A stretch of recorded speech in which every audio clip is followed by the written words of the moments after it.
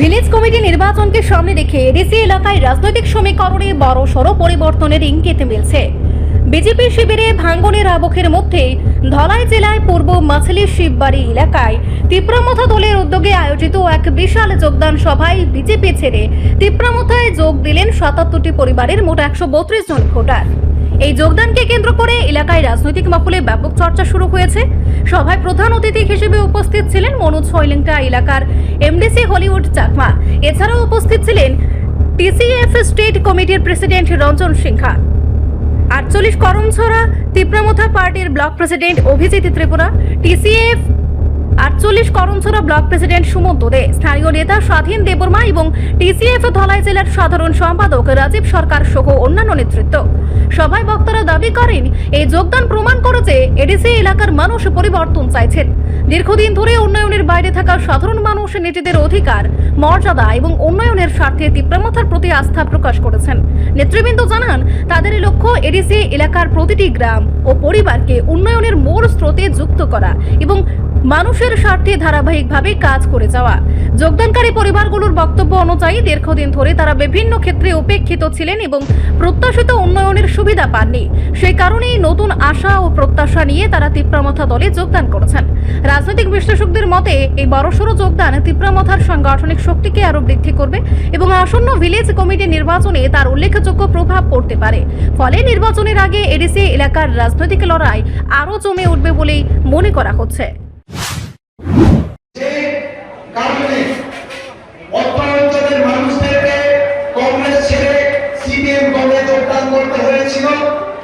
CPM দল ছেড়ে বিজেপিতে যোগদান করতে হয়েছিল, যেহেতু এই ৮ বছরেও সেই পুনরাবৃত্তি ঘটেছে অনুন্নয়নের, আমাদের অধিকার হননের কাজে আমাদের আরেকবার বিবেচনা করা প্রয়োজন।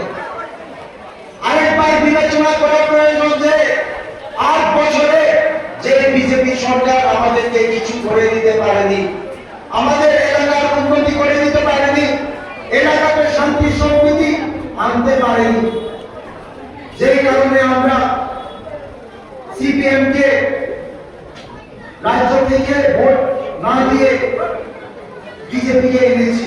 এখন সময় এসেছে বন্ধুরা, আরেকবার পরিবর্তন করার প্রয়োজন। এবং ত্রিপুরা রাজ্যে বর্তমানে একটি রাজনৈতিক দল রয়েছে, একজন মাত্রই নেতৃত্ব রয়েছে, যার নেতৃত্বে সম্ভব জাতির জনজাতির মধ্যে ঐক্য, যার নেতৃত্বে সম্ভব আমাদের এডিসির মধ্যে উন্নয়ন, যার নেতৃত্বে সম্ভব আমাদের এডিসি এরিয়ার মধ্যে সামঞ্জস্য করা।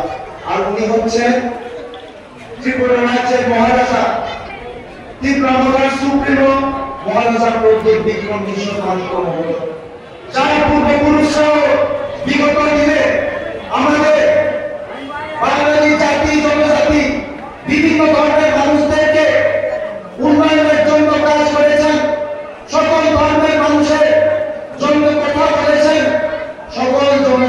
সকল অংশের মানুষদের জন্য কাজ করেছেন। আর আজকে উনাদের যে পরবর্তী জেনারেশন আমাদের তিপ্রামথার সুপ্রিমো মহারাজা প্রদ্যোৎ বিক্রম কিশোর মানিক্য রয়েছেন আপনাদের জন্য কিছু করার জন্য। উনি আজকে আপনাদের উন্নয়নের জন্য, আপনাদের ডেভেলপমেন্টের জন্য রাজবাড়িকে ছেড়ে মাঠে ময়দানে আন্দোলন করছেন। বিগত 10 বছর ধরে আমাদের এডিসি এরিয়ার মধ্যে ভিলেজ কমিটি নির্বাচন হচ্ছে না। আর সেই ভিলেজ কমিটি নির্বাচন যাতে হয় তার জন্য আমাদের ভূমানরা মাঠে ময়দান থেকে শুরু করে সুপ্রিম কোর্ট পর্যন্ত ফাইল করছেন, নিজের পকেটের টাকা খরচ করে সুপ্রিম কোর্টে আইনি লড়াই করছে। তার জন্য বন্ধুরা এই জিনিসটা আমাদেরকে একবার চিন্তা করতে হবে। ভিলেজ কমিটি নির্বাচন যদি হয়, সেই নির্বাচন যদি হয়, আমরা ভিলেজ কমিটি যদি গঠন করতে পারি, তাহলে বন্ধুরা আপনাদের যে এরিয়া, এই এরিয়ার উন্নয়ন হবে। এখানে শুধু একটি কমিউনিটির উন্নয়ন হবে না, এই অঞ্চলে সকল অংশের জনগণ, জাতি জনজাতি সকল অংশের উন্নয়ন হবে বন্ধুরা।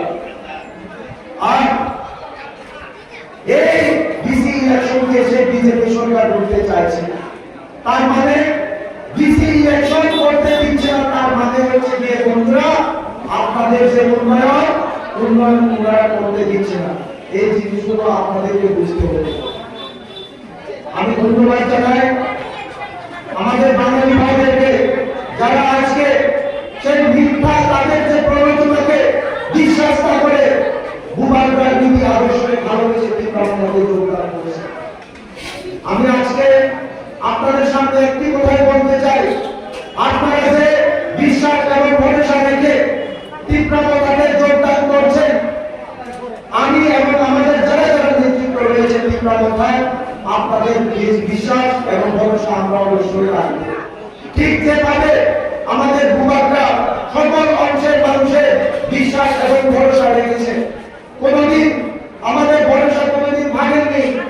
আমরাও ভূভাগরার সৈনিক, আমরাও কথা দিচ্ছি আপনারা যে ভরসা নিয়ে এসেছেন, যে বিশ্বাস রেখে আপনারা তীব্রভাবে যোগদান করতে যাচ্ছেন, আপনাদেরও ভরসা আপনাদেরও বিশ্বাস আমরা রেখে ধন্যবাদ। রিপোর্ট সংবাদ প্রতীক্ষা।